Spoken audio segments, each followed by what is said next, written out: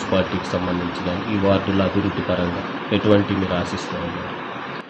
ముందుగా ఈ ప్రభుత్వ పథకాలను కానీ ఈ ప్రభుత్వం కానీ ఏ ప్రభుత్వం అయినా చేసే విషయాల గురించి కానీ మీరు ప్రజల్లోకి తీసుకెళ్తున్నందుకు ముందుగా మీకు ధన్యవాదాలు, కృతజ్ఞతలు, నమస్కారాలు తెలియజేసుకుంటున్నానండి.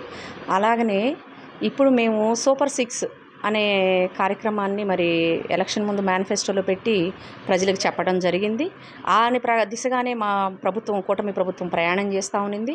ఇప్పటికీ కూడా పెన్షన్ విషయంలో మీరు చూసినట్లయితే మేము ప్రకటించిన తర్వాత మా ప్రభుత్వం వచ్చింది ఎప్పుడండి? మార్చిలో ప్రభుత్వం వచ్చింది.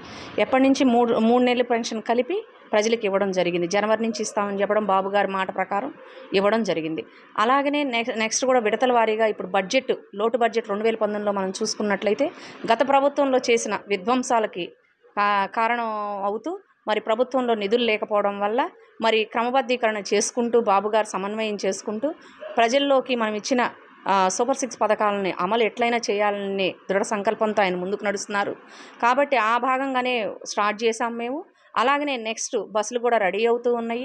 ఆ విధంగానే రేపు దీపావళికి మరి 3 సిలిండర్ల కానుక కూడా విడుదల చేయబోతున్నాము. కాబట్టి ప్రజలందరికీ కూడా కొంచెం సమన్వయంతో ఓర్పు పట్టమని నేను కోరుకుంటున్నాను. ఎందుకంటే గత ప్రభుత్వంలో చేసిన విధానాల వల్ల మనం ఎంతో దెబ్బున్నాం కాబట్టి ప్రజలందరికీ తెలిసిన విషయం కాబట్టి కొంచెం ఓర్పు పడుతూ విడతల వారీగా మేము ఇచ్చిన వాటిని మేము అతి త్వరలోనే వాటిని ఫుల్ఫిల్ చేస్తామని చెప్పి కూడా మేము ప్రజలకు హామీ ఇచ్చున్నాము. ఇప్పటికీ ఆ హామీ మీదే మేము నిలబడి ఉన్నాము.